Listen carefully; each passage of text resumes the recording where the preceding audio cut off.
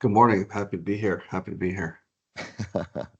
So what we want to do today, Stevie, is basically, try to understand you as a player, um, from your earliest memories of being a soccer player in Windsor to how that kind of translated into what you became and essentially to where you are now and how things have shaped you. And, for those of you who don't know what El Mago means, this is my interpretation of my brother watching him play. I've always said I can watch him play all day long. There is something about my brother's game that, if you don't know South American soccer, if you don't know, um, the traditional number 10 role, I think that my brother defined it. And I think what's curious and what's fun about stuff like this is just kind of figuring out where it came from, right? And, I go back to Stevie. Um, Hopefully you could see the next slide. Yeah. I go back to this, and, there's mom and dad there, but there's also two flags because I feel that it's relevant. I feel that it's relevant in the sense where we're trying to talk about your formative years growing up, seeing the game, being involved in an environment that had two pretty huge cultures that could have defined who you were as a player. And yet, I think you came out on one side. So just by looking at this picture, thinking of you as a young human being, a young soccer player, how do you see this? Do you see one symbol, one person or another kind of cultivating who you were as a soccer player? Yeah. Well, thanks for the introduction. It's interesting to hear all the backgrounds and of players and where they come from and stuff. And as you're going through it, I think you don't realize what is actually shaping you. And then it's only when you reflect back, when you start to think about these things a little bit more in depth. But no, it's a great picture. I remember both these pictures pretty clearly, as well as the flags. But you know, I talk about stories a lot to, parents in our club and even players in our club over here. And, I always go through my own examples and backgrounds. And, we're lucky enough to be around the soccer field all the time, right? With the old timers on the Sundays and jumping into a few games and here and there. We always bring our boots and we're young enough where they could still beat us up a little bit. But they enjoyed to see, I think, the next generation of kids out there. So we get a pass. But I always say the same thing is growing up with the Scottish background, as it related to soccer, was kind of no nonsense. And, if we took too many touches on the ball, we'd hear someone tell us to get rid of it, in a pretty stern tone. And then on the flip side, if we went to the Latinos on the Sunday and they let us jump in or what have you, and if you nutmegged one of the guys, it was like the greatest thing ever, and everyone was yelling "Ole" and do it again type of thing. And um, that was our kind of both of the cultures and our backgrounds kind of meshed into those little moments there. And I always thought that it was a good combination for a soccer player because in games you'd have to have moments to I guess handle yourself and get stuck in, as we used to say, and play simple. And then there'd be moments in the game that called for a moment or an action to change the game, to take a risk. And finding a balance between the two, I think, was always key in knowing what the game called for. And I distinctly remember a game in at Michigan State where we're playing Little Chicago my freshman year on a really bad field. And it just the way the coaches were speaking to me before the game, it was one of my early starts. And they're just saying, hey, it's going to be a battle out there. It's going to be rough. You can't do what you normally like to do. And, you have to adjust and it's not going to be pretty. And it was a rainy day and fields conditions were poor. And I went out there and I thought, okay, today's Scotland. Today's an old firm game and play simple, get stuck in. Ended up having a good game, and I remember thinking they never asked me after that. They never prepped me for any game. They just let me get on with it, so to speak, because I think they felt like, okay, he can handle multiple. conditions. And I think that was key. And I look back in the picture, and I think that's definitely a lot where I come from. There's um there's a famous anecdote when Aidan McGeady was coming through the ranks at Celtics TV, and he got called up to the first team, and you remember what kind of player McGeady was like, right? Kind of Yeah. flashy and stuff like that. And he got into a first team session, and he recalls it was just kind of shitting his pants, kind of a thing. And he had the ball, and he was obviously getting closed down really quick in the boxes, and he nutmegged Neil Lennon because it was kind of innate in him. And then Neil Lennon, I guess, grabbed him by the shirt and was like, "Who the fuck do you think you are, trying to nutmeg me? And do you know who I am? You're fucking nobody." Kind of like really trying to, you know, hide his blushes, maybe. I don't know. And then Alan Thompson, the English guy, ran up to him 3 seconds afterwards and said, "I'll give you 500 pounds if you do it again." Oh And my then, God. and then at the end of practice, Henrik Larsson came up to McGeady and said, "If you want to nutmeg him, who cares? Nutmeg him. This is a way Yeah. of you expressing yourself. Do it. Who cares?" So I always wanted to share that anecdote with you because I always thought, yeah, you're kind of caught in two minds there, right? You're kind of caught in two modes of thinking. Who are you as a player? What drives you? It's a small-sided game, right? But is this part of expressing yourself, or is it just part of who you are? Yeah. And I think it's also the mentality, right? That player in that moment, Aiden McGeady, you're going to have in your career as a young player. I'm sure he was maybe late teens, early 20s, but even at that stage, is you're going to have people that are going to want you to change your game. You're going to have people that are going to want to influence you. Could be teammates, coaches, at the highest levels. I'm sure the fans that want you to change for them, and you ultimately have to be true to yourself and understand.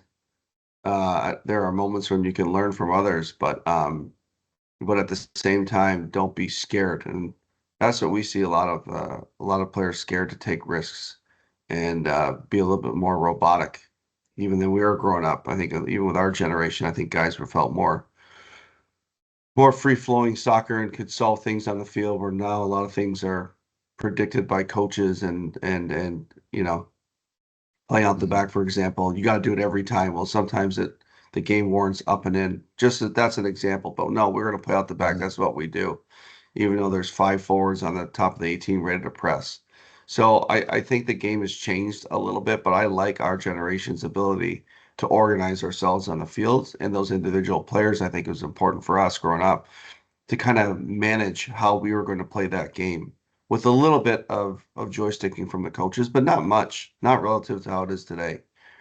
Right. So, I think that was important for our background too, is and for me specifically, is I was never afraid to take some risk, but risk is earned, right? You can't try and make a guy three times and lose it twice and expect someone to applaud then the third time. You Hmm. gotta you gotta play simple and keep the ball, and then you can go for it. Uh, but yeah, you have to fight the good fight as a player. You have to express yourself. You just need to know, pick and choose your moments a little bit on that. Right. Yeah, I'd agree to that. Especially being a player who is so afraid to make a mistake. It is picking and choosing, or else the fears and everything can define you really quickly as a player. Yeah, But yeah. so going to this, and if you're ever going to watch this, this isn't disrespect because God knows how many times Steve and I watched the Celtic story growing up. I swear we could have played a part in it. After a while, we enacted goals that we watched. I mean, you name it, we did everything on the Celtic side. But I have a theory, and again, when we look at these kind of four pictures, I actually feel that there is a crux in a road for Steve's development as a player, and I think it's when we started going to Argentina. I think the moment that we touched down on that the different planet. I think when Yeah, we yeah, touched down in there and we just saw the way how people lived it, family members, non-family, uh, every day they felt like there's a new edition of El Grafico just from the night before's game. Like it was crazy. Every day yeah, you lived something new. So like when you look at these pictures, Stevie, when you look at the top to the bottom to the exaggerated version of Argentine popular culture with Messi and Maradona as a Sistine Chapel there.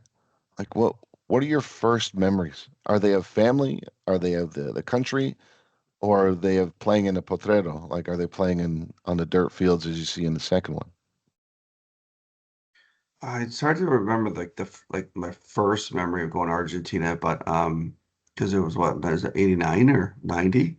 I I can't think remember. it was 88 and then 88. it was Okay. 89 and then afterwards we went separately a couple times. Yeah, obviously, well, the ones we went to high school is a little different because we were going there with a purpose, but just going on vacation,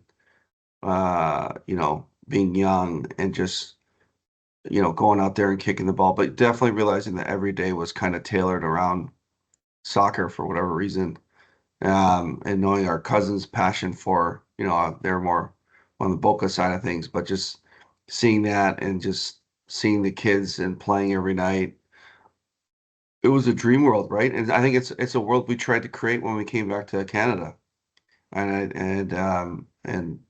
obviously our Remington Park games and our own little community soccer games, I think were important for all our development. Even our friends, I think we all benefited from that. But I think we took that from Argentina, you Hmm. know. I think we Yeah. took that home from just going out and playing and understanding the importance of, the competitiveness was still there on the street playing soccer. But also the expressiveness was a lot more wide open. And that's something, us growing up playing with our clubs maybe twice a week. We're definitely out in Remington Park the other 2 days a week, a minimum, playing out there, whether it's 2v2, 1v1, or you and I are just knocking the ball around back and forth. But that's Hmm. something that we took from there. And I just remember the kids' passion and love for the game, even the guys that weren't that great at it. Even in Argentina, like there's clearly top guys, that were playing out there. Uh-huh. Of course, by the time we went back, the best players had kids already at 16, and it was like, oh man.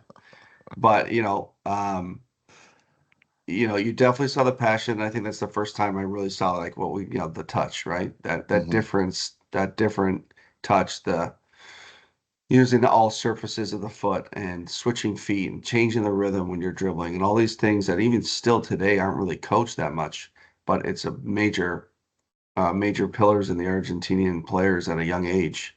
Um, Even talking to Colin that played against Connecticut, or sorry, Pittsburgh earlier this week.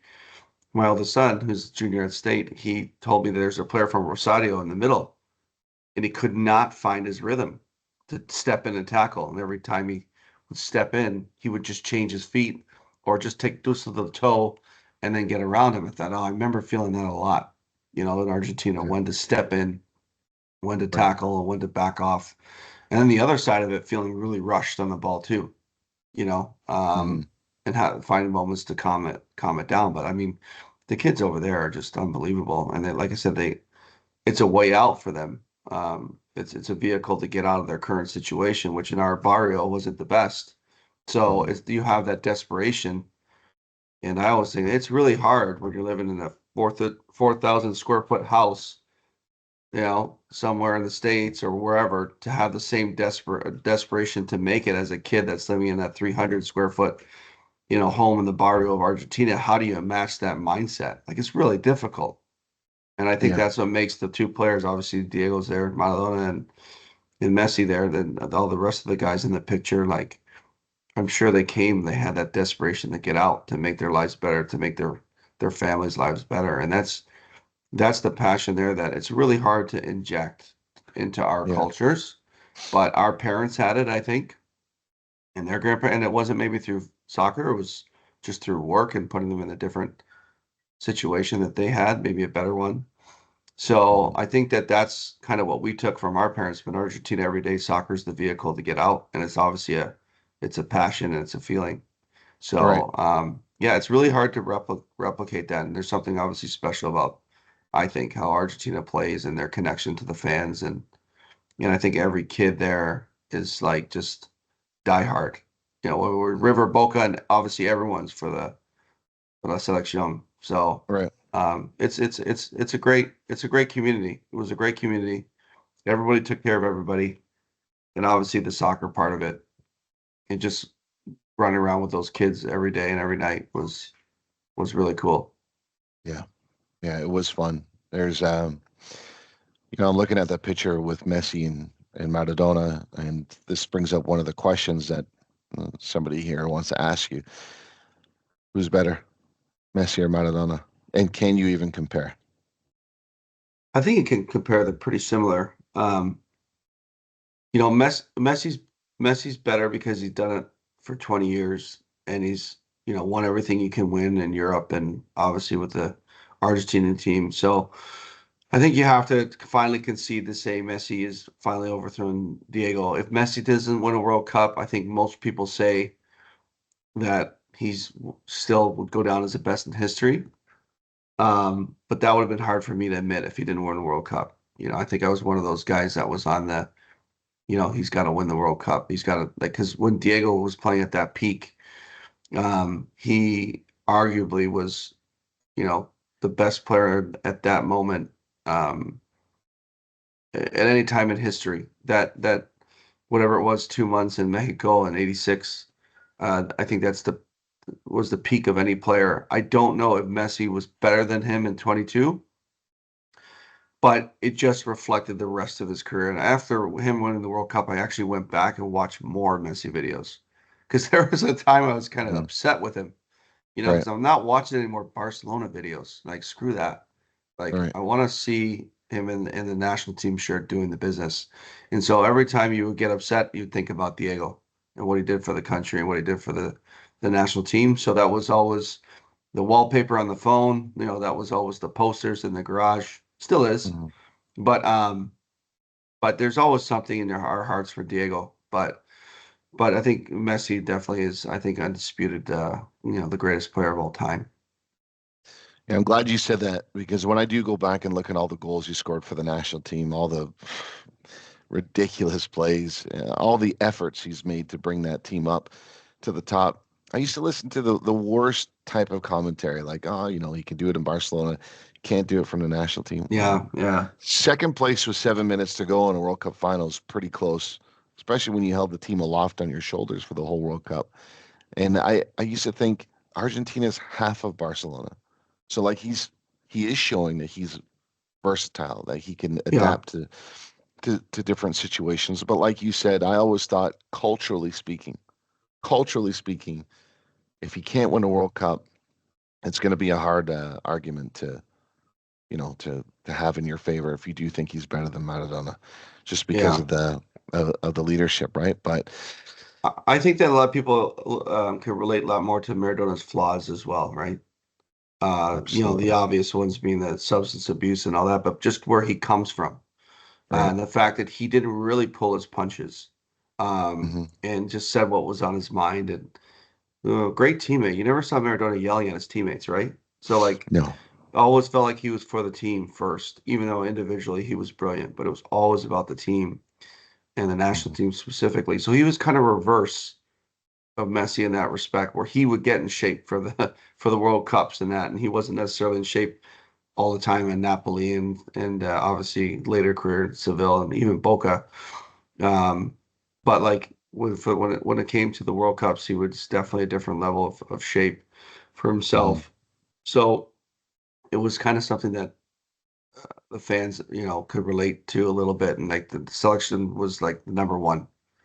Not Hmm. that it was right or wrong, but to Argentinian fans, of course, so, where his priorities were the national team, and just his background growing up, extreme poverty, that Hmm. made a lot of people affectionate to him. Not like Messi was well off or anything, but definitely, a different kind of middle class than Diego came from. So Sure. the personalities, I think, obviously, with like Diego, you're like, oh, I can relate to that. Where Messi was always calm and cool, and you just wanted him to explode. You just wanted Hmm. him to go nuts one day, and realizing that just an unbelievable professional, and that's also what I think what tips him over is that he just, you know, even at this age now, still doing it. And even some of the things he does, and I know it's MLS, but just some of the stuff he does, the pass to Suarez the other week with the inside of his right foot. Yeah. facing it, just making things look easy and easy. And I hope to God he plays next World Cup. Yeah, I you're one hope. of, do you see him start? Do you want him to start, or do you see him like a Zico role in '86, where he's coming off the bench late in the game? I don't think Messi comes off the bench ever. I think he can No. start and leave if he wants. Hmm. But I don't think I don't care what age it is. If he's selected, he plays. That's my thing. No two-bit Hmm. part. Maybe he's thinking the same thing. I don't know, but I wouldn't want to see Messi on the bench. Yeah. And I think when he's on the field, the guys for whatever reason find that extra 5-10% to make up for maybe Messi, walking around a little bit more, maybe not pressing as hard, but the guys find a way to make that work, especially in the national team. Hmm. So I would be fine with Messi playing and then not winning, um, and see him go out like that. But I think we have a better chance with him in the team. That's a hot take. I'm just learning this new expression. It's Oh yeah. There was a guy no, though it's I good. saw La Paz on Nico what's his Paz. Nico He's on Paz. Como. Yeah, he's Yeah, on I saw a Como. couple highlights last night. He looks to be really interesting. He's Mastantuano, a yeah. I couple new mean, guys coming up. there's so many new guys that are coming out for Argentina. I think that's impressive. And there's about I think they showed a stat the other day. 40% of these new guys are supposed to revolutionize the national team are all basically right wingers, or they're coming in off the right. So Mm, it sucks to be them kind of thing. I watched a big debate the other night about you know Argentina's performance against Brazil, the 4-1 game, how the pressing was unbelievable, how the movement was really dynamic in and out of midfield. And I keep thinking to myself, now it's like a bug in my head because now I'm thinking, are they better without him in terms of pressing? How much pressing does Argentina need if Messi's on the pitch? Is that something that they really have to worry about? Or do they just let things happen organically, like you said? Because I do believe he is like a turbo button on a Ferrari, right? yeah, I just think if they keep possession, they don't have to worry about that as much. I don't see a team in the world that will outpossess them in a match, Mm-hmm. you know. So I think with the ball, they're going to be better, and I think they'll have the ball the majority of the time. So Mm-hmm. that's I think there's a risk to it, but there's a risk not playing them either. You know. Yeah. No, I get that. Before we move on, we got another community question here, if you do. Um, out of out of the four national teams or the four teams that you grew up watching, Scotland, Argentina, River, and Boca, or sorry, River and Celtic, which team do you feel closest to your heart? Um, you said the two national teams too, Yep. Argentina. Argentina, Scotland, Celtic, and River. Maybe they forget you like United. I don't know, but Yeah, it wasn't United was the like started in the 90s when we started to get access to watching the Premier League. But I'm trying to think. I mean, looking at this picture here, like we started getting into River, what, an 8, 9 years old. Well, I think I like mhm. Racing first, but like because of the uniforms, but like starting to get into that. I mean, it's always Celtic from number one. And I felt like it was always Argentina and Celtic first. Mhm. Um, so, I think just overall, just always feeling like an Argentina fan was probably number one. And I think Celtic is in definitely the number two there. River started to, as he got older and started to go, but Celtic and being part of mom's family and stuff and seeing that, although there was a little blip in the radar there where I may have tried to go to the dark side just to see what it was like. Uncle Steve sorted me out pretty quick on that one, but Yeah. I think I was just being a little bit of a shit disturber at that point in my life as a young kid. But you know, just having some good Still memories. remember the poster, the Ali McRose Yeah, poster. yeah, yeah. Yeah. But that was a little blip. Yeah. Just like maybe there's a picture floating around out there of me in a Michigan uniform or a Michigan shirt um, when I was younger. But No, yeah, I mean Celtic was always a part of it. It was always talked about, right? And so Hmm. was, and obviously Argentina. I just felt like Argentina was always at the forefront of everything we Right. did. And then of course '86, Right. it's 7 years old, that kind of immersed in the Maradona thing and everything at his peak. So, Yeah. And then all the documentaries after it. How many times did we watch Hero? oh yeah, Hero, my kids, we still watch Hero, Yeah. still throw it Yeah. on. Yeah, How could you not? Right? I think it's one of the greatest sporting documentaries ever made. I do. I believe the same. And I've been told that I glaze Maradona too much. I still don't know what that means, but that's Tony's MO, making fun of me. But That's so okay. the next PowerPoint um, Yeah, that I think is pretty important here because I mean yeah, yeah, everything before that is fucking Shoppers Drug Mart, yeah. Desjardins service, and a little bit of Chicharo stuff. But I feel like not that these memories here formed you, but I actually felt that they provided you the platform to express who you were because we if we weren't back a slide. I was trying to tell this to Dave Jazz the other day, and I was telling him how good the kids were in Argentina. And the crappiest fields, kids are stepping on the ball. The Hmm. foot, like the sole of the foot, is always on the ball. It's like a huge futsal match every time you step out onto these pitches, and it just builds a relationship with the ball, with all body parts. You just become one with it. And I felt like you started doing that in Argentina. And I think that the second year, no, your first year at the Tecumseh with Phil Ferrante, I think you started to, I don't know, it was like a caterpillar to a butterfly kind of a thing. And when you found Dave Sparks at FC Nationals, you, I don't know, you just changed to me. It was like little Steve versus All Star Steve. And I don't know why it happened or and how it happened, but I really do believe you found a coach that was just like, keep doing what you're doing, express Yeah, no, yourself. yeah. I mean, Dave was unbelievable to not just me, to all the guys, right? So Hmm. he was a motivator. He was, my first real dose of a coach. Well, Filippo was a good coach, actually. I learned a lot from Filippo, technically, Ferrante. Hmm. Um, I always pay attention because he was good with that stuff. Hmm. But I think I was still playing a year up, right? So going to with Dave Sparks, the Nationals. I remember Hilaire telling me I had a decent scrimmage against them. I looked slow, but I'm like, Hilaire, I scored like 2 goals on you guys. He's like, yeah, Coach Sparks said you looked a little slow, but we'll see. He'll let you know. I think Hilaire enjoyed that moment. But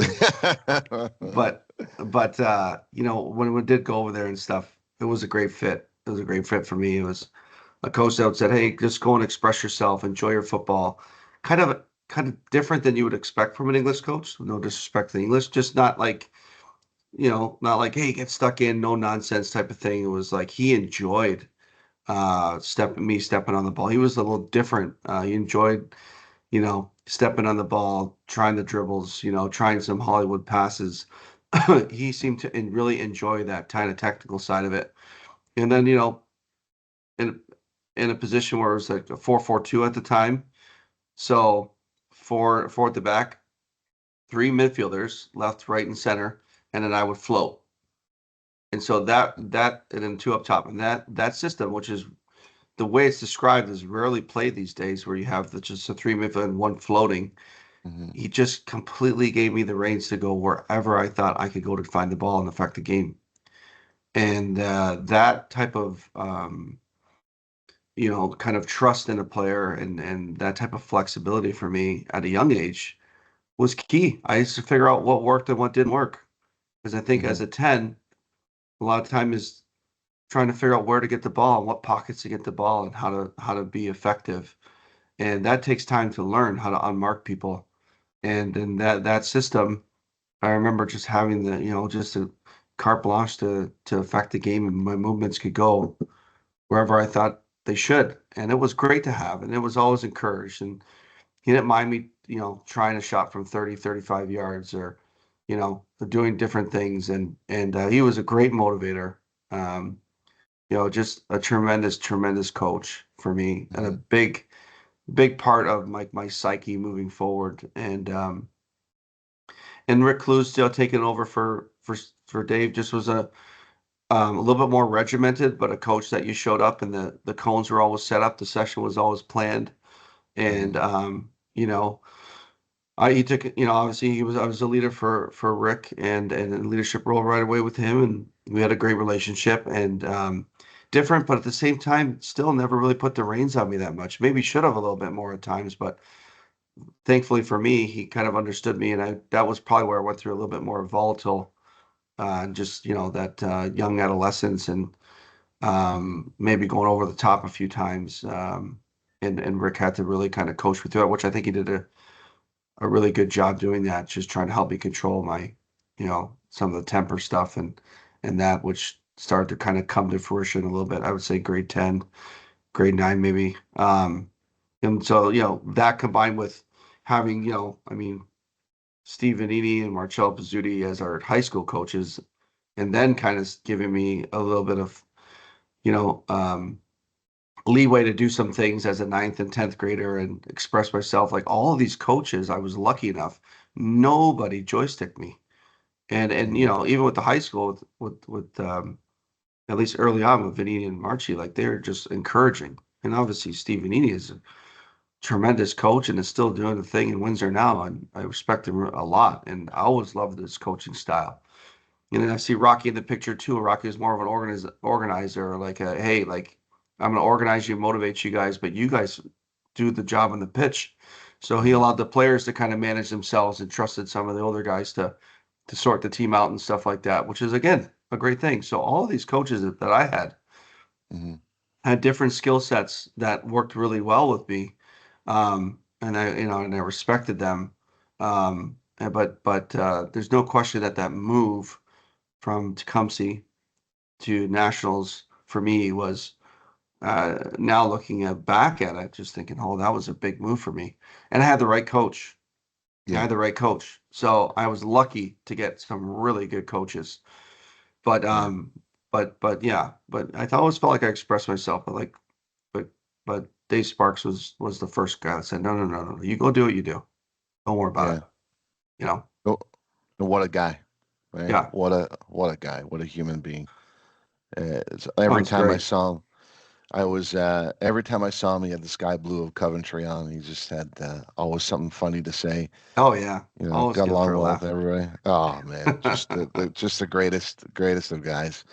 Um, but no, And I'm then glad you Paul, said yeah, that. Paul, me and Paul, we could still communicate on in Messenger, and Mhm. he actually hooked me up with those Man United tickets when me and Colin went back. So, That's right. even Paul, son's a great guy, and um, we still communicate to this day. But yeah, a lot of good That's time, a lot of good. I remember on the back of our shirts on National said "Get Stuck In."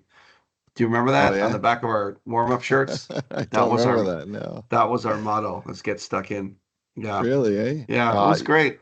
I We had good remember, culture. Stevie, your journey for nationals. It was Dave Sparks was the head coach, but remember you had Bill and Jonathan Molyneux's Bill and mom, Laura.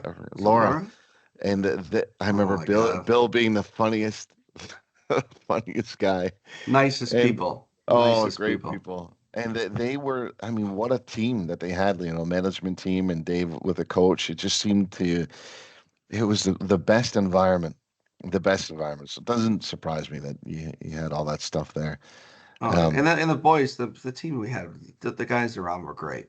I mean, I could just remember laughing hysterically at some of the road trips and Gervier and myself, Hilaire, mhm. Dom, role model, just laughing and laughing and laughing, just uncontrollably. And so we had a great time. Obviously, the Holy Names boys, we still keep in touch with a lot of those guys to this Mhm. day. But the great teams. Like the most fun I've ever had was in soccer was probably Holy Names.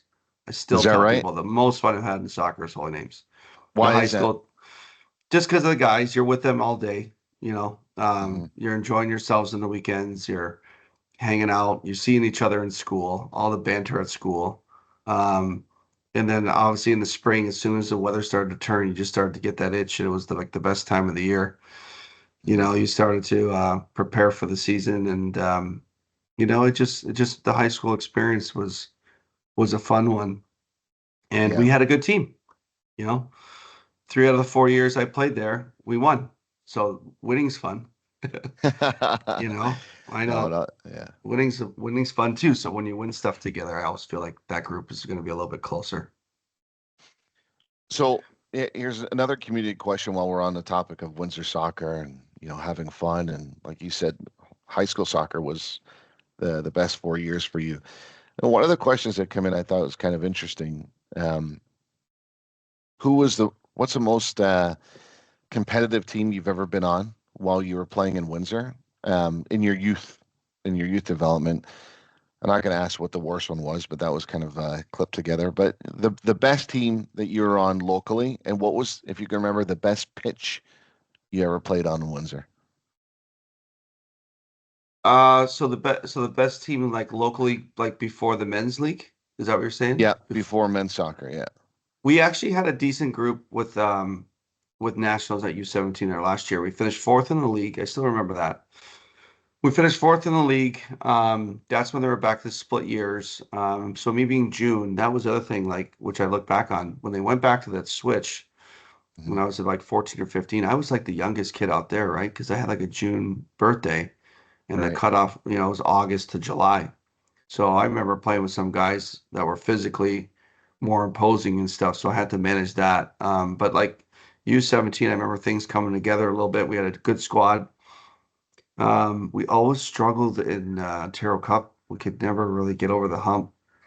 So I Hmm. don't have any glory stories there in youth, but like it was a good team. We were in most games. A couple games got away from us. But battling the Malverns, the Oakvilles, the I still get nervous thinking about some of these teams. Peel Halton, Yeah. Vaughn, just so difficult every week. So, and I remember thinking, like we went up to an awards banquet or something. I got, I don't know if it was, I can't remember if it was like MVP of the team or whatever, but I got an MVP thing in the league, and I was pretty proud of that because it was a tough league. Hmm. So that was a really good youth team. That's the best youth team. Like collectively, we just had a good group of guys, and we are just a little short on the Terrell Cup, but we felt like we had a good run. We just tripped up a little bit in the group stages as we did, but really solid group. Well, Rick was coaching, and it almost came together. And that group really went on to do some good things in men's soccer.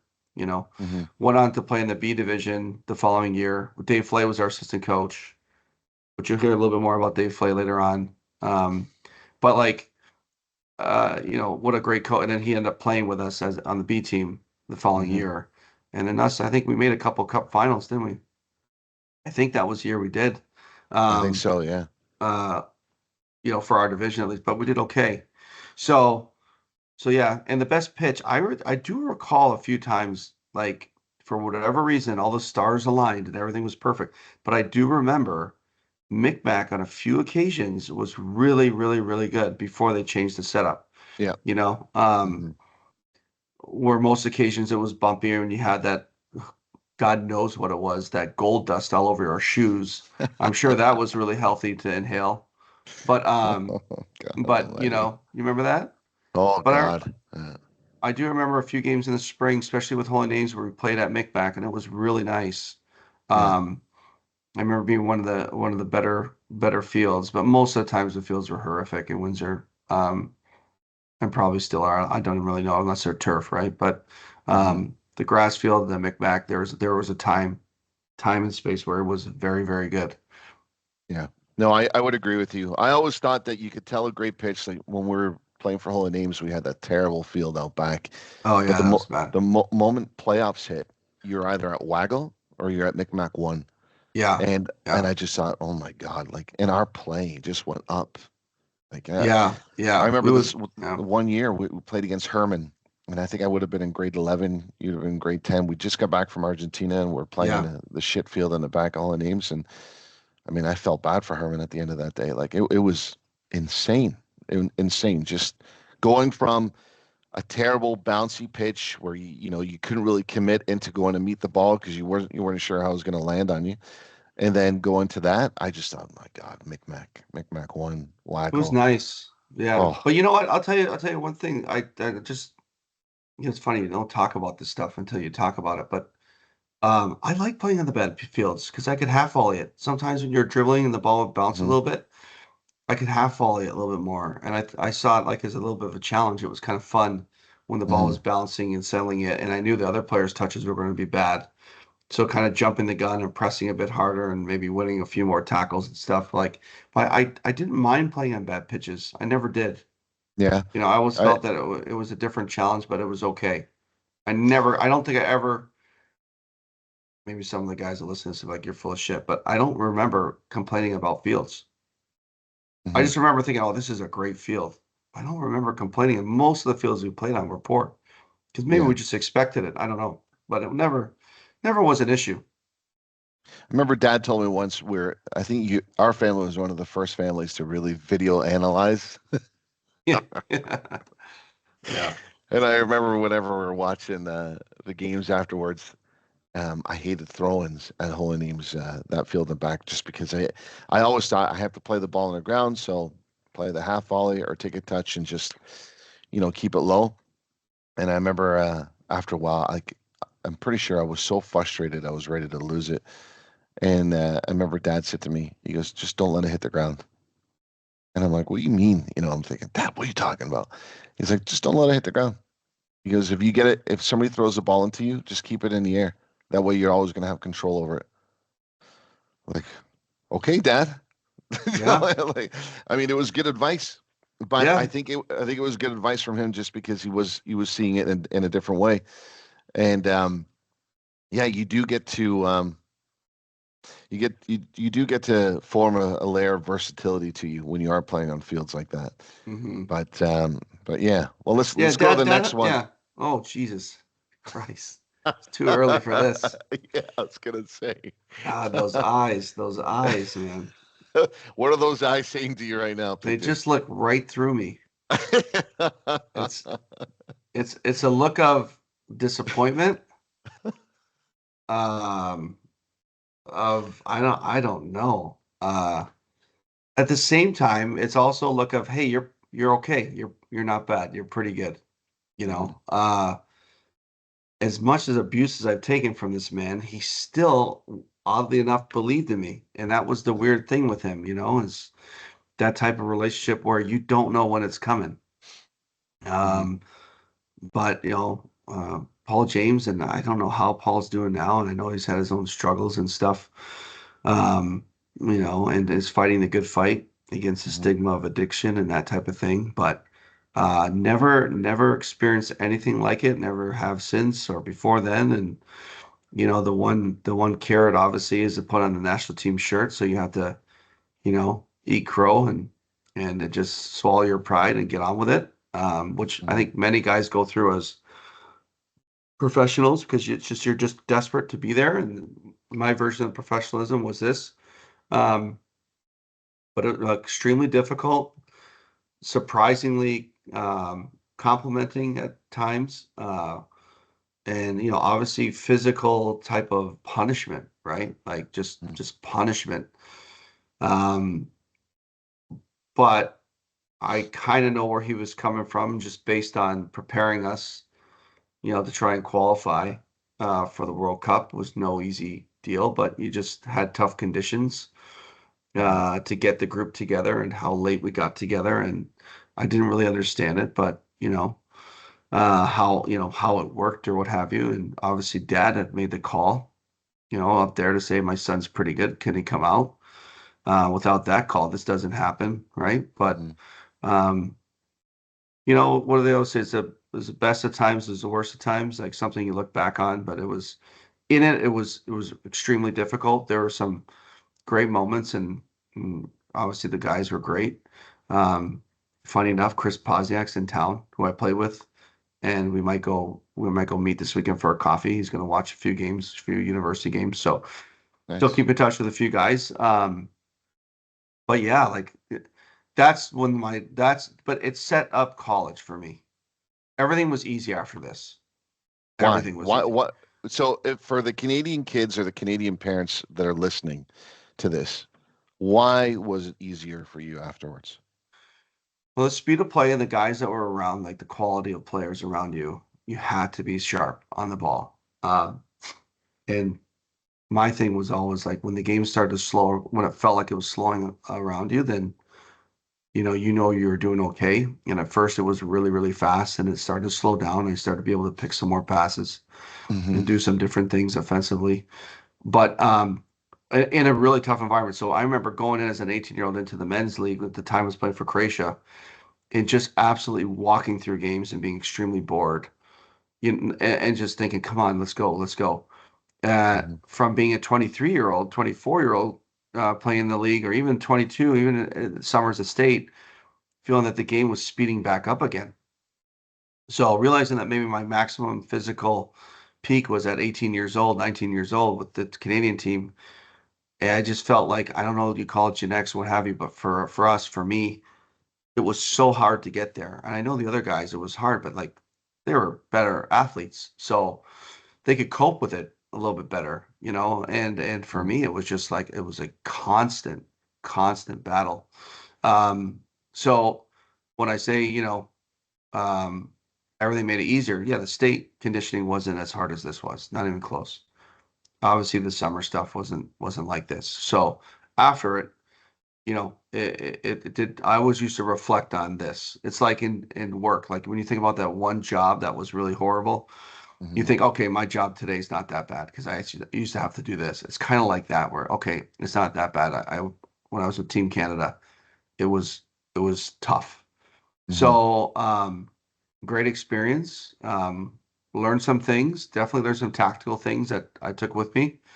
Played out of position a lot, wide areas. Played left center back for God's sake. Played left wing back. Only a few games I played in my preferred position, but you do what you got to do Mm-hmm. to make the team. But at the end of the day, I think it made me a little bit tougher, a little bit stronger, but also scarred me going, I'll never play professional. If that's the way it is, I'll never do that. I can't sustain that. Mm-hmm. Only years later, catching up with Patrice Bernier, who was a stalwart on this team and played for Team Canada, I think, till he was 35, going, oh no, Stevie, that's the worst I ever had. And he played in MLS for years and played in the professional, played in France. And Right. I'm going, oh shit, I thought that was just kind of the standard. And then obviously, Mm-hmm. things coming out more and more about, no, that was the worst camp for anybody in the Mm-hmm. history of the national teams. Oh, maybe I could have stuck with it a little bit more after And nobody college. nobody talked about that. Like when you guys went back to the dorm rooms, like with the national team set up, nobody's like, "Oh my God, this But fucking yeah, can't." Like, there's a few boys that played in the 17s, and uh-huh. so they were saying that this was tougher. But I just thought it was just guys having a moan. Yeah. Like it's just we're just bitching and moaning because whatever. Um, Right. we're all doing fitness and we're exhausted and we're edgy. But yeah, definitely a great experience, a unique experience, something that pushed me physically and mentally to the max. Mm-hmm. Um, but after all of it, I do respect Paul, and I do feel for him because Mm-hmm. when you go down that path, you start to lose control, and it's something you battle forever. And I do feel for the guy a little bit, but Mm-hmm. definitely an intensity I never knew was out there for soccer. Right. And give him credit. He jumped in a few scrimmages and no slouch at all. Really, eh? Oh yeah, Still I mean, fit. He always looked could fit. Yeah. super fit, could play both feet, was a good player. Mm-hmm. I like that for all the stuff he knew. Probably physically, I was behind the other boys and stuff, but Mm-hmm. you just liked the way I played and still would let me know that was really good today. Those Yeah. crosses were world class today. Or whatever it was. He just kept selecting me. And I'm going, Right. he's riding me. Then he would just select me on the Saturday. And I'm like, okay, here we go. A couple times he made me skipper for the day, and it was like, geez, Right. okay. So Yeah. yeah, it really interesting. Definitely had some scarring things to me and how I approached the game. Um, but on the flip side of it, it did help, I think, with the college career quite a bit, quite a Did bit. eh?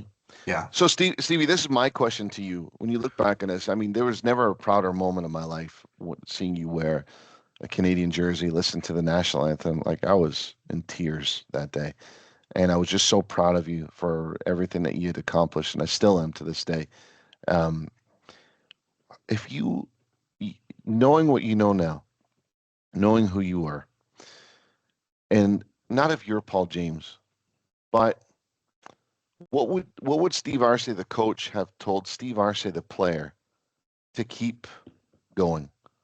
Like to get the very best out of it, because I'm sorry, your first year at Michigan State, that was the sharpest I've ever seen you. It looked like it was a not a dawdle, but it looked like you were steps ahead of everybody else in speed. And I know you're laughing, but I'm sorry. I felt that you were quicker.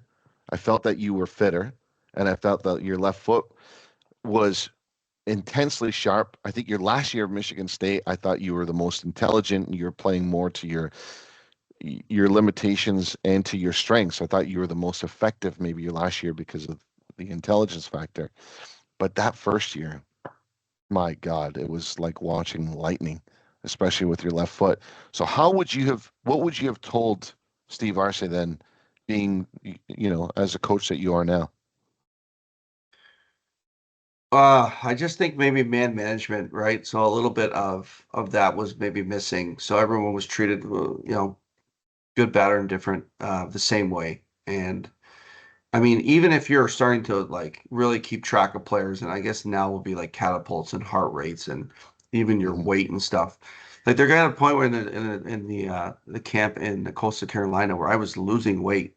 There's no weight to lose, so I was losing um, just some power, and my Hmm. legs never felt underneath me. A key factor also was Dave Jazz never gave me my boots back before I left for that camp, and I had blisters from the specialities that were half size too small, and that was making me miserable as well. But that's a side fact. But I was just going through this, and I think if I was a coach, I probably would have picked up on that a little bit, and Yeah. maybe been like, hey, like don't forget we had 3 days, and it was 100 degrees in South Carolina. Hmm. So Wow. I think maybe just looking at me like, you know what, you're gonna take this session off today. You're gonna stretch. You're gonna go in the bath, because whenever we go to the scrimmage at night, whatever I had left of me still could do the business, Hmm. right? But it was the 5 mile run to start your day off, the weights after that, and then you'd have a session, and then you would have the scrimmage at night against the local semi-pro team. I forget what they were called, but I think maybe looking at going, okay, he's losing weight. He looks a little. I'm sure I looked a bit weaker and stuff. Maybe you say, hey, for tomorrow, you know what? We're gonna say, hey, you got a muscle strain, whatever, but you're gonna get taken care of, get it sorted. I mean, and not just me, the food and stuff was not Hmm.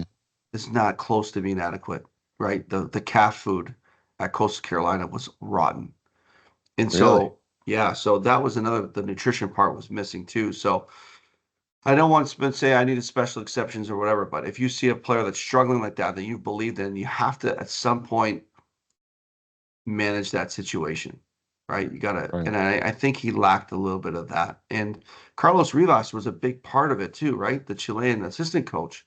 Right. And before we went to Costa Carolina, Carlos was a big advocate for me. And before we went to down to Costa Carolina to prepare for the World Cup, he disappeared.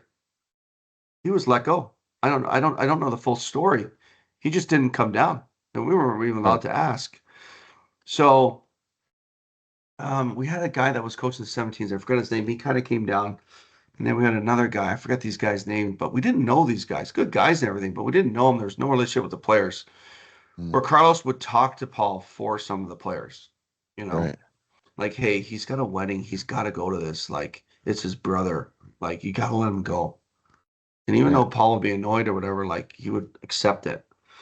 So it just came to a point where maybe the man management, if I was really on top of it, I would have managed myself a little bit better. But there is a part of me that says, hey, like Steve, like it's 2 more days of this hell. Like it was like 2 more days of 3 days. Hmm. Like you gotta figure out a way to get through it. You gotta hit the reset button somewhere. You know, if I know if it was our kids now, I'd be like, go buy a steak and put it on a credit card. Like just go eat. Go get a Hmm. cab, get off campus, go eat. Do something like get yourself sorted out and get out of this rut. Right. Like it's Right. gonna pass. Like this too shall pass type of thing. Like you'll get out of it. But Hmm. it's the mental drain as well. At that point, it was just exhausted and just ready to go home. And, like I said, a couple of other factors in there, just maybe like, hey, I'm going to go to school. I want to be, at home with my friends and all this stuff. So Hmm. there's multiple factors going on, but just mentally was in a spot where I just needed someone to just pick me up and get me out of it. Like, hey, snap me out, like, let's go. Hey, Yeah. you know, take the What morning. about your family, Stevie? Could, like, again, for people who are watching this, is there anything family shouldn't say or should say when you're finding yourself in a moment of just like, fuck, I can't see past an hour from now, let alone 2 days. Well, I think the soccer journey for any player is a really personal one. So Hmm. the family can only do with what you give them. So I think a lot of players, and me included in that scenario too, are like keeping a lot of things to myself, you know, um, because it got hard and there was a process where I'm going to, before all this, trying to make the team, leaving Windsor on Thursday, coming home Sunday night. Remember dad driving with his head out the window, trying to stay awake after working a swing shift, like Yeah. just crazy stuff. Being the only guy from Windsor. So like it had been ongoing. And there's a couple times I'm like, hey, I don't think I can do this or want to do this. And I tried to like respectfully bow out before. And Hmm. Paul called me from British Columbia and said, no, no, no, no. You're going to be part of the roster that's going to go to Guelph, that's going to play in the series against Bolivia. Like you can't go. Like you're right there. What? But I showed my cards at that point a little bit in terms of like being a little bit more like thinking it through and fragile, where other guys were more stuck with it. Hmm. And so, I'd already kind of went there. And so my mom and dad were really disappointed about that. So I remember thinking, I'm not doing that again, like, because they got really like, I don't want to say ticked off, but like, they're like, let's go. They put their parent hats on, like, let's go, get it going. Same Right. thing I would probably do with my boys now. Like, let's go. You're Hmm. fine. Let's go. We'll do whatever we got to do, but don't kind of make excuses. Like, let's get after it. Sure. But for this, it was just an internal struggle for the most part. So that's something I chose to disclose. So a parent can only do so much, right? So, Yeah. Yeah. so it's hard. But I think the journey as a player is a pretty personal one. You have a lot of fights going on. You have this guy telling this thing in your head, and this guy telling the other thing. And some days you let the one guy get the better of you. So Yeah. and I think it's so as a player, I think, and as for parents, the soccer journey is difficult. And it's personal, and you have to know when to lay off, and you have to allow the player to self-reflect. And Hmm. that's why I preach a lot to my players is use that moment for self-reflection. And parents, let them self-reflect. We grew up in a family that did not berate you or talk to you about the game in the car and slag other players. We didn't grow up that way. And so I think that's definitely um, the way to go. That's my personal experience, but I also think it's the right one where it's like it doesn't help you to deflect accountability. And it doesn't help the player to just flood them with questions and comments after a match. If the Hmm. player voluntarily wants to do it, okay. But um, but you let the player like lead that conversation. So in this moment too, is like I was leading it. I was in charge of it. I chose to leave the team, and as parents, whatever, they just, I had a couple weeks before state, and that was a quick chapter to turn and look forward to all that. But I don't think you can really manage it when the player's in that mindset. You can guide them along, but players are going to make their own decisions, especially me. I was 18 years old, turning 19, really close to that. Probably was 19 by the time I left the camp. So, Yeah. you're talking about not like a young kid or anything. You're talking about a 19-year-old who's going to college and a little Yeah. bit different, is not making all the life choices for himself, but definitely making a lot of them. Um, Right. and that was my choice. And I needed those 4 weeks. I don't know what I would have been going in the state without those couple of weeks, and just to recoup a little bit and eat well and, enjoy myself a bit. And then somehow I ended up in Sault Ste. Marie with SS Italia. I don't know how that happened, but just kind of enjoying the soccer for a few before heading to state, feeling like refreshed and ready to go. Right. Right. All right. Well, I get that. So this is one of my favorite pictures of your time at state because of the significance of the game. And I remember being there and watching us with dad. We had a big road trip and it was incredible. I thought this is one of the years where possibly was your best team at Michigan State. It was you, Anders Keltel, and Nick DeGraw in the middle of the pitch for State. Hmm. And I thought, boy, oh boy, this is this is one game. I don't think I'll ever see quality like this on either sides of the pitch. And not to nullify the years previous. I mean, you had some unbelievable years at Michigan State before then, incredible moments. But this to me was, I always ask myself, did you know, or as a college student playing at that level, do you realize this could be the last game I ever play at the highest level of soccer, playing against Indiana, right? Nationally ranked number one. I think it's a couple of years, Stevie? Yeah. Yeah. And and you guys giving them not just a slap in the face, but like it was a punching match back and forth. Yeah. I mean, yeah, I think the Indiana won the national championship like 3 out of 4 years I was at school. So, they're always like they're always the best team in the land, and they had some incredible players. And I think that my 4 years at State, we got better every year, right? So we went like 5-12 the first year, then I don't even know, it was like 8-8 or 9-9 the second year, and then a winning record the junior year, maybe a decent shout at getting into the NCAA if we get a little bit further in the Big Ten tournament. And then this being the senior year with kind of a lot of things coming together. This is actually the Big Ten final. So this is the Big Ten final in Wisconsin, the picture here. So that year, the Indiana, we lost 3-0 in the regular season, 2-0 in this game here, and then 1-0 on a penalty kick in the NCAA tournament. So in my 4 years there, we never scored a bloody goal against them, never mind get a result, but it's still something that haunts me to this day. But I think the best football I played was against Indiana. Some good games there, some dark arts off the ball and stuff as well. So like a lot going on. Um, but we had a good group of guys, a great team. Anders Kelto was an incredible player in the midfield, just super smooth and calm, poised, um, perfect, perfect partner in the middle. But I had, Pat Mahoney before that, who was a different beast altogether. But what a player he was. He played right Um, back that season, didn't he? Pat was graduated this year, so he was Oh, he gone. So was. yeah, the guy over Oh, my left okay. shoulder is Kevin Whitty, came in from Philly. He was a great player, played right back for Pat. But DeGraw was in the midfield. They got when Anders came, got we had an injury to our center back.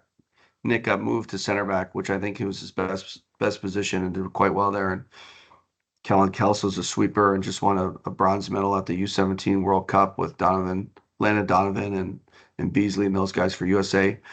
Really, really tremendous old school type of sweeper with the angles and pinging the ball and the quickness.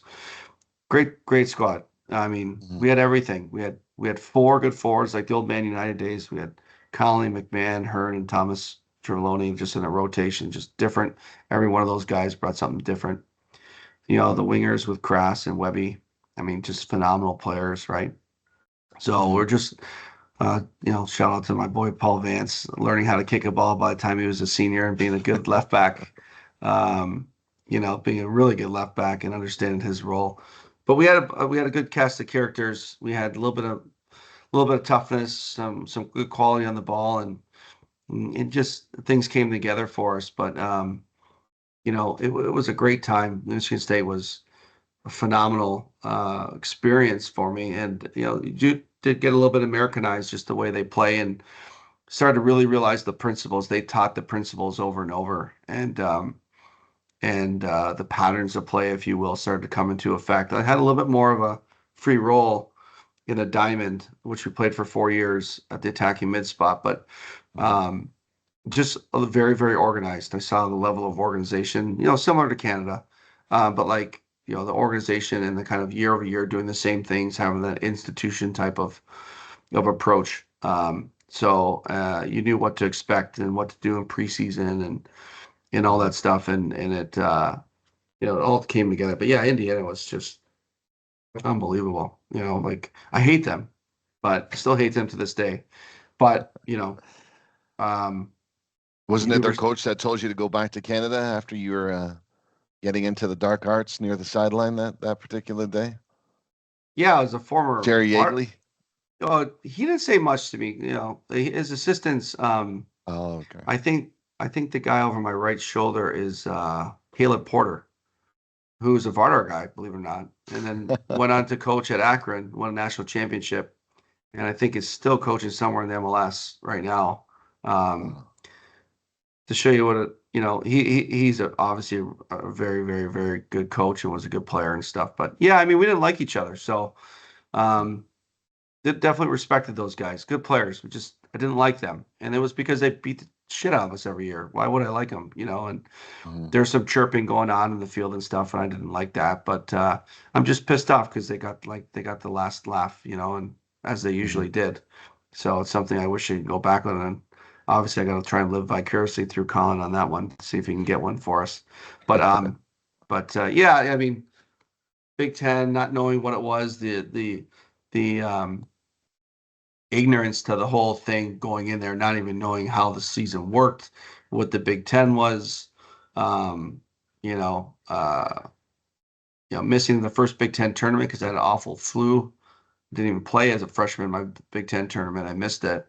Um, but having a great support staff with the coach, Coach Baum, and obviously Damon came in my sophomore year and just get me right off the field and making sure I was going to classes and all the support staff, and they needed every single part of that support staff to get me through college.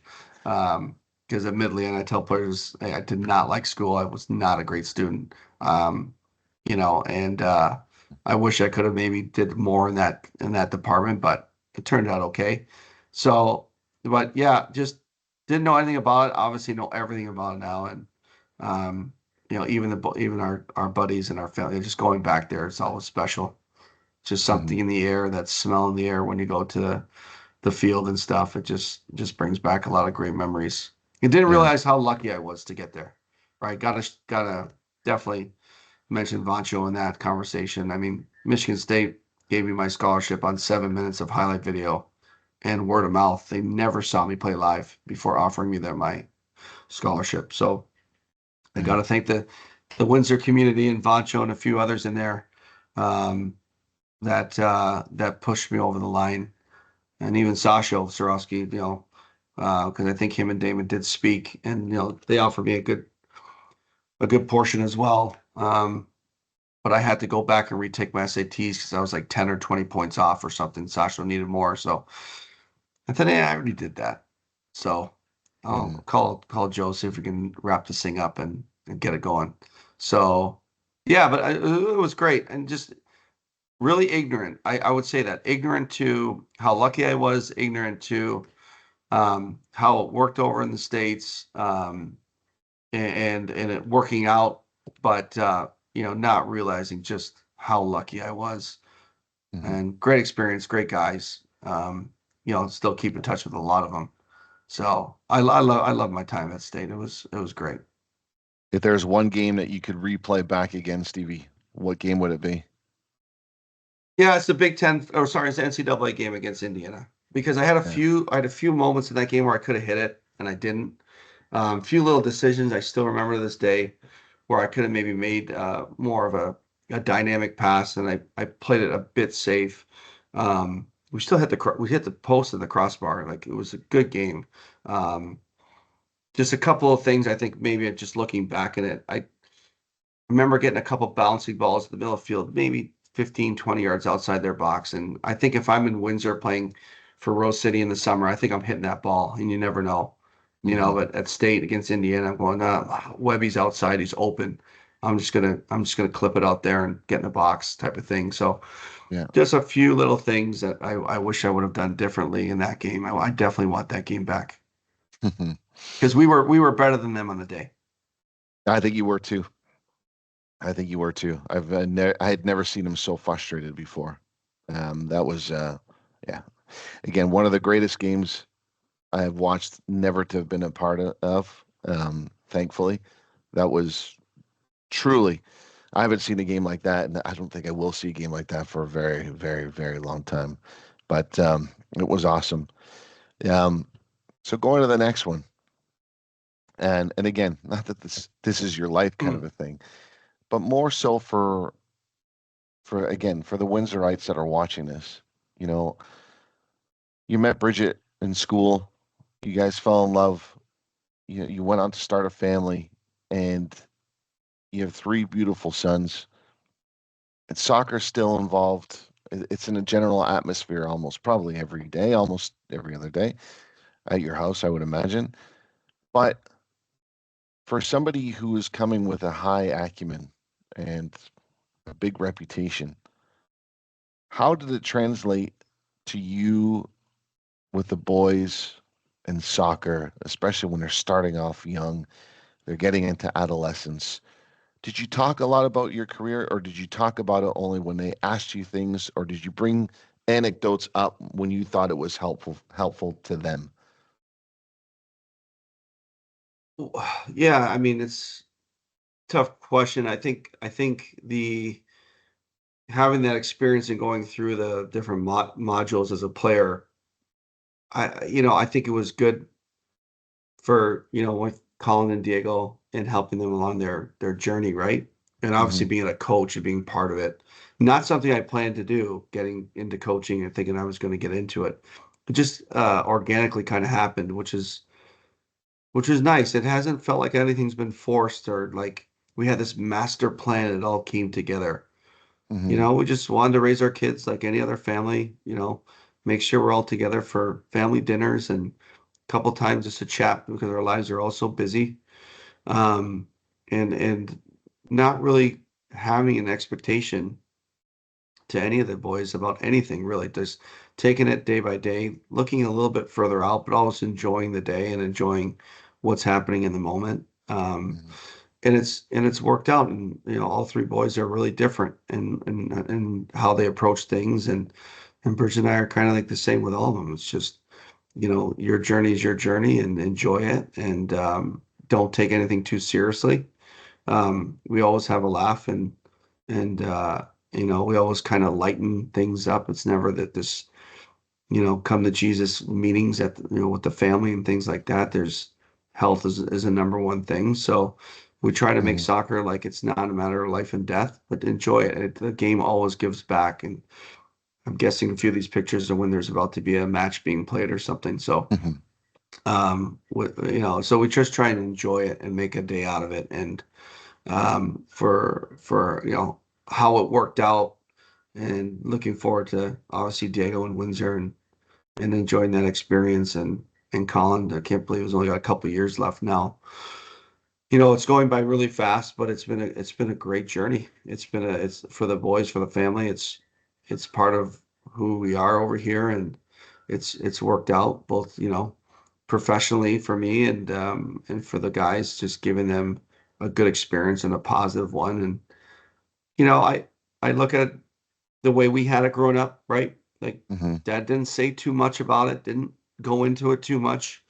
I felt like he didn't waste his words when he kind of was the same. And every now and again, he would say, "You played a good game," or I don't really remember him ever saying you didn't play a good game. I remember him being upset when I would get cards for dissent and things like that. That would really annoy him and mom. Hmm. But most of the time, it was just all encouragement or, "Hey, maybe make these adjustments to your game." Hmm. So, you know, I think my way was a little bit more direct. And obviously, it's like, don't kid a kidder type of thing. When the boys were asking me what I thought, or, hey, I thought I played well and I disagreed, like they brought it up, and I thought it was okay, and it was like, well, it's okay, but is okay going to get you to where you want to go? And I don't think that's where you want to be. Now it's okay to have a few games or practices where you're not on it, but just developing that mentality, right? So Right. you know, I've got two different personalities that are playing soccer. Obviously, Alex has his own great personality, and we have a great relationship too. He, thank God, he loves going to watch his brothers. But we enjoy it. But like two different personalities and two different development modules for my boys, and they're both doing great. And I think there's a lot to come from both of them. But I'm excited about the prospect. Um, especially with Diego, because I just see him getting better and better and better. Mhm. And I think he's going to be hitting, real stride in college. So I'm looking forward to that. But he definitely learned in a different way. He's a Yeah. different person, and Collins is doing his thing and is doing well, and he's doing his best to improve, and he's kicking butt right now with State, and I hope he continues to do so. But they're both enjoying the experience, and they enjoy like we did. They're enjoying the boys, the lads, the players Mhm. around them. Like that's important to them too. Yeah. And so I think you come up with an approach that, hey, every day is not, not the end of the world or whatever. If you have a bad pass or bad mistake, or you have to just roll with it. Short memory, right? Just get on with it. Good, bad, just get on with it and look forward to the next match. Look forward to the next Right. training session. And knowing what I know about the game, I don't say I know more or less than dad or whatever, but we had Uncle Aurelio, we had Uncle Eddie, Uncle Steve, like people that all Mhm. played the game really Mhm. well. So we had different kind of information and input and just the approach to it. That was their way of keeping you in check type of thing, Yeah. you know? And so I had that same way. Maybe we had the same thing with the family, with Bridget's family they're being all part of soccer, and her dad being a great coach and a great, mentor to many players in this community over here, and we were really well respected.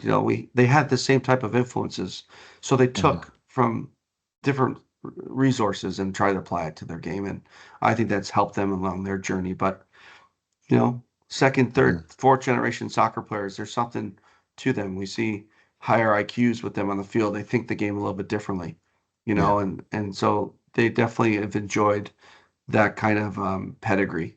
Um, and I think that my worry is sometimes when you see first generation soccer players that it's not a science for them to make it to state, to make it to Windsor. It happens organically. And the Mhm. player leads it. And as a parents, we parent them, but the player leads that journey. And I still think my boys led that journey. So you can't manufacture it. You can't manipulate it too much. You have to kind of, as much as you might have to bite your tongue, you might have to just let things go. Let the coach, even if he's and maybe not doing a good job in your opinion. It's hard. Mhm. The toughest years I've had have been not being the boys' coaches and biting my tongue, Right. losing that control. That's tough. Right. But at the same token, it's good for them too. It was good for them, and they're both doing really well with their respective coaches, and obviously I know Damon really, really well, and he's doing a great job with Colin in the state, and then I trust Dimitri is doing a great job with the Windsor, and they'll go on to do good things, I think, and Dale really enjoys playing for him, so Yeah. that's all good. And then Bridget and I are just traveling around, watching, enjoying ourselves, having a good time, making mini vacations out of it. And Alex come along for the ride; he enjoys it. He's starting to really get into the games and stuff as he gets older, and um, you know, it's just been a great journey. It's Yeah. been great. Oh, that's awesome. I like how you keep using the word organic. I think that's critical. I think there's so many overbearing parents on, well, either side of the border, but maybe because I know more Windsorites than I do Michiganders, I see it more prevalent over here. And I don't know if it's just the way we are over here with the soccer community, but I see a lot of micromanaging going on. And like you said something there that I think hits home, should hit home to many, is it's never as bad as what you think it is never as good as what you might perceive it to be. And just to remain on an even keel is everything. Those people around you to ground you, those people around you, for advice and to seek all sorts of different angles, I think it's critical. I always think the most successful soccer players that come out of Windsor, their parents always have the best intentions for them, but they are never controlling. They're never controlling. Right, right. Yeah, you gotta So, let the players the trailblazer. You know, hmm no matter how good a parent could be, like a political acrobat, as I call them. A lot of them are successful in business, and at least on the state side, you have to have the disposable income to play at these MLS clubs and these top clubs and stuff. The player has to lead the journey, um, hmm and it's better to ask questions, versus make assumptions. And so, Yeah, but it's tough as a parent. Like I understand parents too. Like, hey, you're trying to help your kid, you're trying to advocate for your kid. At what point is it detrimental? Yeah, The lines are blurry. So you just do what you can. Um, but the old school way of doing it, what we grew up in, our friends grew up in, like that way too. You know, and I know there's a lot. Obviously, they're all first generation Canadians on the sideline. So most of the guys come back from soccer, and most of the dads are coming from soccer countries, and I still think they respected the coaches. I still think there's more of an element of hands off type of thing, hmm and the players had more personality back then. I yeah, believe we had a lot more personalities and characters on the fit pitch. It's hard to find those personalities today. Those guys that are a bit cheeky, a bit this and that, but can do the business. Like they're not posers. sure. They can actually play. Right, right. No, I would agree with you too. I don't know how I could have handled this level of tactics as a player these days, and even though it's a necessary evil in many aspects, but the level of creativity and having coaches letting you figure things out for yourself, I think it is everything. Um, Certain positions, mind you. I always think that. I think that levels of freedom are given in certain positions on a pitch. Wingers, attacking midfielders, if you do play with them, second forwards, things like that. But yeah, I do find the personalities are a little bit more robotic, or players don't know how to really fit in sometimes. But I'm hoping that our generation is going to be able to figure all that stuff out. Um, so going back to this, and I don't want to harp too much on Vardar or things like that, but everything that you've done within the club and how this resonates back to Windsor players. You know, you were coaching at Vardar for over a decade. You know, you recently became one of the owners. I mean, everybody in Windsor is proud of that. Proud for you, happy for your family. It's a great achievement.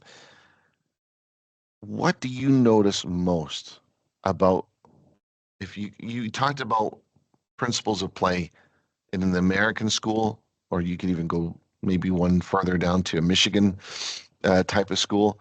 But what's the biggest difference that you notice with a Canadian kid coming across the border to play on an MLS next academy or not an academy team, you would call it homegrown now, or pre MLS team versus a Michigan kid? What are the things that you like seeing, and what are the things that you don't like seeing? Oh, I don't know because the kids are. I will say the kids are quite similar, but most of the time, the kids from Canada are still first or second generation Canadians, right? So hmm most of the time they come back with their dad or grandpa, no, whatever. They played. hmm They played the game. So that's probably the one biggest thing is they have this idea of what soccer should look like. And the players are pretty good, right? Like we have some good players in Windsor. Even back when we played, we had some good players. There's no question about it. Um, to get more players over the hump, I think I think that the players coming from Windsor need um, more space from their community because I think as communities we prop guys up, right? We see with hmm the Latino community, we have it over here with the various ethnic communities. Like I think of Croatia, I think of like you prop kids up because right, and like he's a good player. Most of the time they're right, but there comes a point where that player has got to make those decisions on their own. Has got to figure things out in the field, and the solution is not always um, their teammates should have done this, the formation should be this, coach should have done this. Because I think they hear a lot of that, hmm and I think it could negatively impact them. Where um, American kids are a little bit more, they're like soldiers. They're like a little bit more robotic. Like you tell them to do something and they do it. Like it's not. Or Canadian kids, and I don't mind this too. They challenge a bit more. They're a little bit more. Um, hey, why don't we do this? Or can we do this today? And it's more of like they have a little bit more of that kind of personality in terms of, which I don't mind, because I think we need more of that. But if you're making that investment, that's the thing. You're making that investment to be in the car all the time to come from Windsor to the States. The Mm. exchange rate is not favorable. The investment that you're making, time, money, everything is greater than the kid that lives 10 minutes down the road from training that lives in Michigan. So there's more invested, and I feel like because they're more invested, the players are not under pressure, but there's more of like, hey, let's get something going here, Right. and there's more of that ROI, and I think that feeds into the player a little bit. But when they're actually on the field playing, there's not a lot of difference in them. There's not like the player is the player, and when they get into a team, they all kind of conform to what the coach is setting out for them, and they do their best. It's more of like the off the field stuff. Uh, you know, like I said, No, I get but that. because of the investment and stuff, there's more of a demand from parents on the Windsor side to like, you know, speak their mind, have your ear type of thing, which you know how it is. I always say, Rob, like in Windsor, how many coffees do people go on and talk about soccer all day long? Like it's probably 10 times the amount of what happens in the States. Everybody has that magic solution, which I've yet to see. Um, Hmm. and that oh, we've got a great idea, and it's too much in the personal interest of that player who's going to be at that club. And as soon as that player leaves that club, and this is my issue, I think, with the bigger stuff with Windsor and the boards and all this other kind of nonsense, is that there's too much, uh, too many of those folks involved. They're only involved for the moment, Right. and then when their kid is out, they could care less what's happening with that club. Yeah. So you need long-term people in those positions that are going to care about it long term, and then you're also, fighting that. Everybody's got one good team at this club, and then there's one good team at this club. It's really hard. And I think the Nationals back in the day were the closest to getting the best kids Yeah. together. Right. We got pretty close. There was always an outlier here that, man, I would have loved to see him, Hmm. show up. But for the most part, we had some of the best talent in Windsor, collectively, and it hasn't happened for a while. And there's a lot of self-interests out there that are doing that. I'm not saying that everything is bad in Windsor. There's some good stuff going on, but Hmm. as mom would say, they couldn't agree on the color of shite, right? There's just too many opinions and uh, too many coffees, too much Right. coffee talk, you I know? would agree to that. I would agree. And too many people trying to upset the apple cart just to be relevant, I think. Um, but I'm speaking from within the storm. That's why I like asking you these questions because you're able to see it from outside and you're able to see the best players from Windsor coming across, if they can make that journey. But listen, I'm going to transition now. We've Yeah, been on yeah. this for a while, and I'm going All to. your listeners are gone. It's been an hour and No 34 way. minutes. You'd be surprised. You talk about coffee talk. This is going to be their big coffee talk for the day. So I'm going to share my screen here, and we're going to go through this real quickly. Essentially, your top 11 players you've ever played with on the Canadian side. So I know you kind of prepped me for this. So top 11 Canadian players I've played with. Yeah, Um, And so this is my preference. So sure. I know someone's going to say something. What about him? And I'm like, oh yeah, that's a good shout. But when I think about the guys that I enjoyed playing with, um, you know, and that were good, obviously good players, but for various reasons, you know, starting off with number one, the goalkeeper. Hmm. Um, for me, it's Dom Roma, who we've had our spats at half times and stuff. And then one time I asked him, "Hey Dom, you think you can reach the halfway line with your punts?" And I remember a water bottle being chucked at my head 2 seconds later. Um, but a great goalkeeper, a great shot stopper. Um, uh, you know, a guy I play with a lot, right? So I played with Dom a Hmm. lot as a growing up, and even at his house and all the, just a great guy. So I have to give Dom the nod at goalkeeper. Um, Gotcha. I'm not sure how fast you want me to go through this, but No, go ahead. Yeah, keep going. so It's a good pace. Dom Dom's not my pick as goalie. Um, Gotcha. the center backs and so many good center backs, but the guys that I love playing with the most at the number five would definitely be Pete Santilli.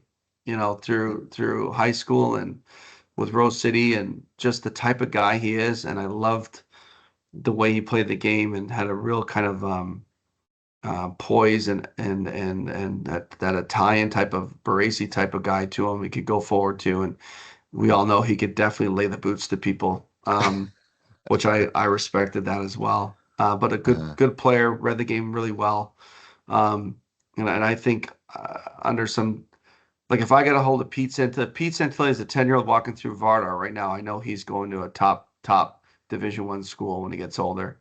Um, so he's definitely up there. Anthony Mascaro uh, is another center and no nonsense. I just I can remember him his heavy breathing.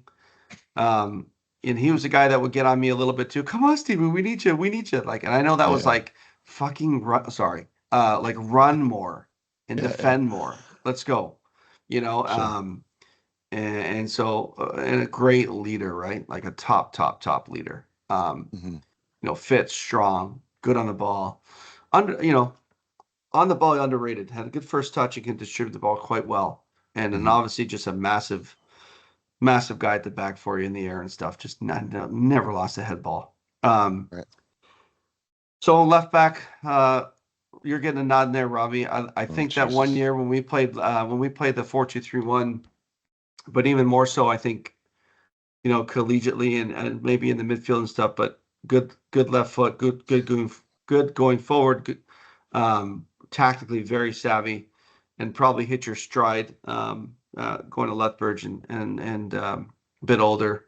Um, into your 20s, I think really, but having some good moments. I just think that unlike me, you things could have been maybe a little different with a little different guidance for you in your earlier ages, and Hmm. maybe you didn't have the benefits that I had in regards to coaches that really made a positive impact on my life. But yeah, I definitely think you did the business.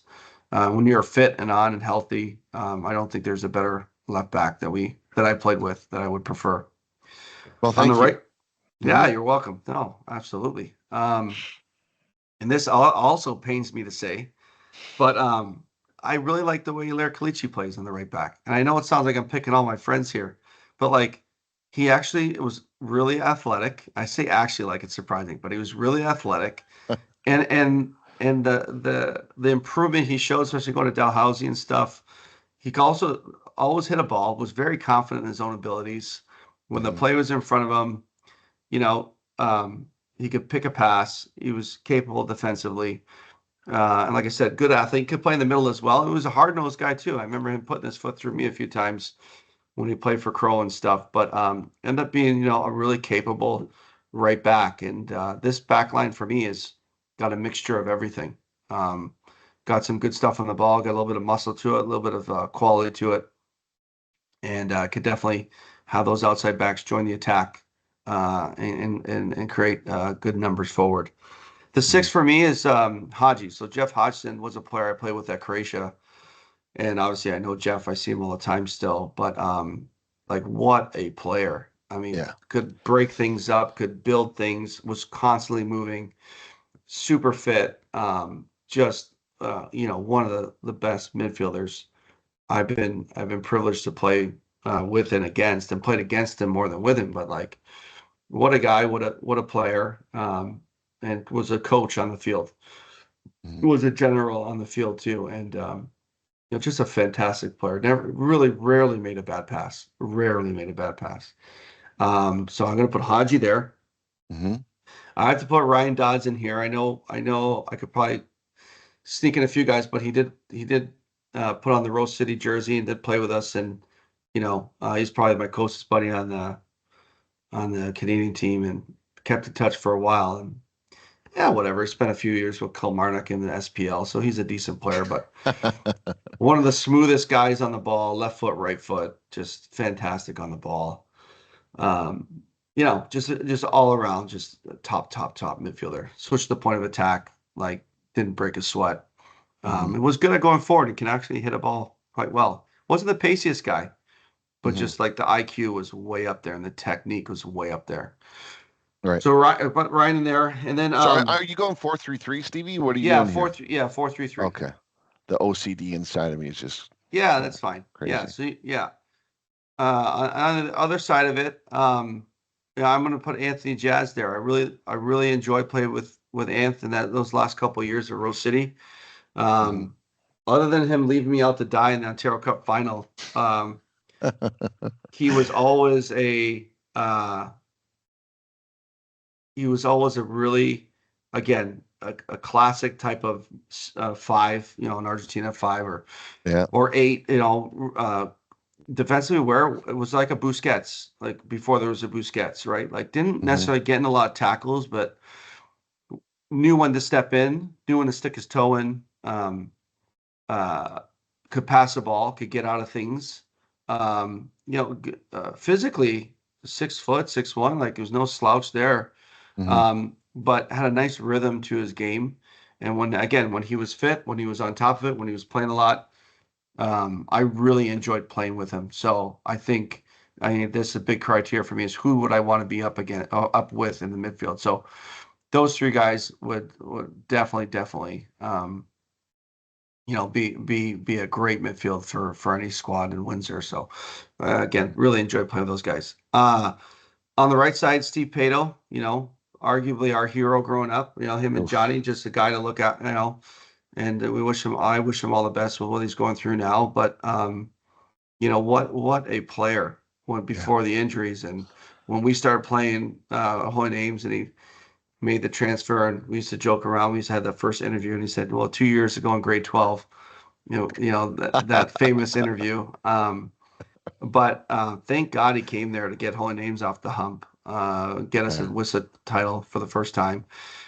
But I mean, what more? Just tremendous balance, changes direction, changes speed, both feet, tactically very savvy, very, very strong, knock off the ball, and lightning Mhm. pace it, and just when he was on, you know, barring injury and stuff, when he was on, and I don't even know if I saw the best of Steve Pato, which is scary.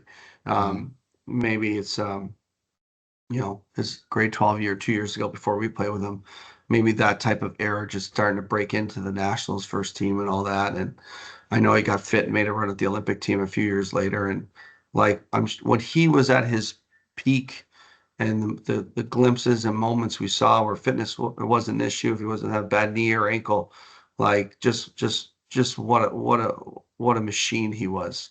Again, obviously a great person and another great leader in his own way and a great teammate, somebody that was definitely backing you up and encouraging you to play the way you wanted to play. So Steve Pato definitely, for me was still to this day is arguably one of our greatest influences growing up in Windsor, Oh yeah. um, without a doubt. And on the left side, Danny Kolich. I mean, God, I thought he was good. I thought he was just a guy who could cross the ball, and then I realized just how good he was when I spent the time in Croatia with Croatia, as today, and just realizing how just his movement, his touches, his decisions, his left foot, of course, Mhm. um, just everything about him. I thought, wow, what a player! Mhm. Underestimated him, uh, and then just spending time with him. And again, again, another great guy for the Yeah. locker room. Great for a 16-year-old guy jumping in the Croatia locker room. Labor Day weekend, going up with him as a guest player, like took care of me, make sure I was treated well and everything, and just the whole Mhm. culture of the Croatian guys. Just have a soft spot in my heart for those guys because they're just one of the great, just the greatest people. And in Windsor, what a great community, and still to this day, they're creating some great young players and stuff. But Danny Kolic is like for me the godfather, of Yeah. Croatian soccer in Windsor. Just everything you want in a player, and could play anywhere really across the top. Um, Mhm. and just the highest level. Um, and then in the strikers, I went back and forth in this for a while. So I have John Rome up there. That's kind of a goal scoring machine. I know John liked to play the 10, but I always thought he was better closer to the goal because he was so good at scoring goals. Mm-hmm. So if we're playing like the top opposition, you'd want John at the 9. Mm-hmm. Left foot, right foot, kind of similar stature to like Steve Pitt, like just really strong on the ball, heading it, driving, had a great shot. Could beat guys off the dribble, had some depth, quickness to him. Mm-hmm. Um, and was a gamer, right? Like you could rely Yeah. on him. And I wonder if he didn't come back from Italy the night before the game in the Taro Cup final, if we would have nicked that, because I know he was definitely feeling the jet lag. And anybody who's been over to Europe or on a big thing and come back, like even him making it for that game was great. But like obviously, we weren't fully prepared for that. Mm-hmm. So that was key. But John was a great forward, and at some point in Windsor, just scoring goals for fun at the league, and just every game it seemed like it was a couple goals. And on that run to the Taro Cup final, he bagged loads of goals. I had an honorable mention for Dave Flay, an opposite player of like a John Roma, but like Dave Flay was more of that kind of hero type for us and for me, being the coach at a younger age, Mm-hmm. being with us and kind of dropping down to the B team just to kind of help the young guys out. But what a target! Yeah. Held the ball very well back to goal. Obviously headed the ball, best header of the ball I've ever seen in my life. Mm-hmm. Um, could do the business, but was that old school number 9 who could lead from the front, who was Yeah. decent with his feet, but like a good goal scorer.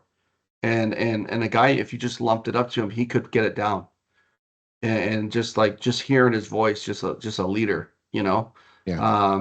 So he is on two different types of players, but I definitely think I wanted to give a shout out to Dave Flay. But Yeah. yeah, a lot of friends in this group, but these are my type of players. Right. These are my type of guys. So, No, I and I like it. thought I I love the thought squad. about I was gonna give Dave Jazz a mention, but then I thought no, he's not nowhere near good enough.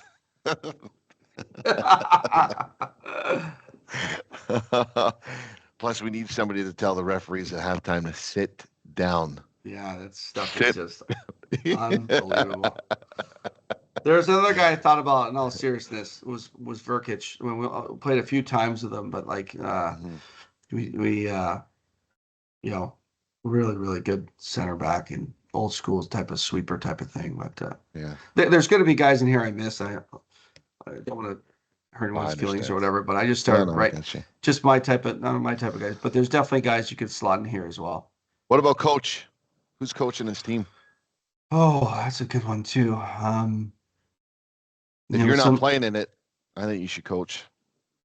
yeah, no, I mean one of my coach. I mean, I think there's many coaches that I enjoyed playing for. All of them really. We had talked about Ugo on here because he came later, but Ugo had a way of organizing the team and got was on more of almost like a general manager type of thing where he got the right guys together um and we had our deepest run in Terrell Cup with him at the helm. So Ugo was definitely was a great just overall great person. What a great guy for us growing up and the Florida trips and all that stuff. Like Mhm. like what it was immense for us. But I'm gonna give Sparky the nod. I think Sparky motivates this group, and I think he gets this group to the summit. Um, and I think this group is a group that will manage itself on the field a little bit. Just get these guys organized and get them motivated and make sure they have a spirit about them. And I think Dave Sparks is the guy for the job. I love it. I love it. This is one of my favorite teams ever put out. This is like you said, Stevie. There's one thing that rings true about, and I'm starting to see the player that you like more and more. It's personality. Every one of these guys definitely comes with their own personality, their own level of leadership, and it's like you said, it's a team that can manage itself while they're out there. But I love it, and what a great way to end this podcast. So, I want to thank you again. I'm not going to go into some cheesy diatribe, but everything that you're doing over there, Pitu, like I said, everybody's proud of you.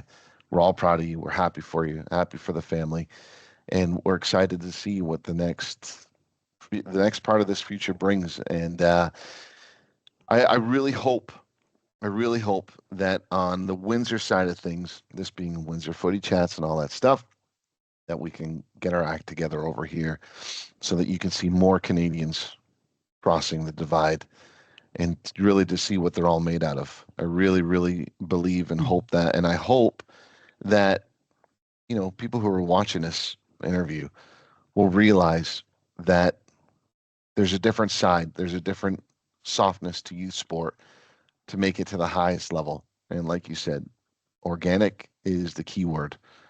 And it's the perception that, parents have to be on their kids like they're bloody agents and stuff. That to me is what ruins kids. But the organic aspect to this, I think, is everything. So I appreciate what you said. Appreciate you making the time. I know you're a busy man, and I love you. And I just really, really enjoyed listening to you. I appreciate you having me on. I think it's fun that some of the things you don't think about until someone asks you a question about it. But no, I think coming from Windsor and being that proud of coming from that community and the great people that we grew up with. We were lucky and fortunate to have. I always tell people this. We were fortunate to have a great group of friends and guys that were doing the right things and treating everyone respectfully and just hanging out with that group and all being part of the journey and stuff. And no, I think this is good. It's good to promote the dialogue and keep doing it. It's always fun listening to the podcast. It's funny some of the stuff that people say that you never thought they would say that or that you didn't think they were thinking that. So I think it's a great forum. And yeah, we'll just try and keep doing what we're doing here and get the next level of player to the highest they can go. We've got some guys that trial us into various MLS clubs. We've got a guy that's got a big game in MLS for TFC tonight, and I wish him all the best. And just keep it going forward. And yeah, I hope the Windsor community can get together and agree on some things and maybe sacrifice uh, a few things for the betterment of the community. But yeah, thanks again, and you're doing great with this stuff, and keep it going, and we'll definitely see you soon. Okay, P2. Sounds good. And on behalf of Titonia over 45, we expect some kind of a signature for at least 2 games, 1 game a year, a summer, whatever. Just even to come out, stay on a bench, and Maybe Friday nights, right? that's right, Friday nights. Well, we might be there for Dieguito, so maybe we'll try and make it there just to hang out and see the guys. All right, sounds good. All right, P2. All right, we'll Okay. talk soon. Yeah. Thanks. Thanks. Ciao, ciao. Bye.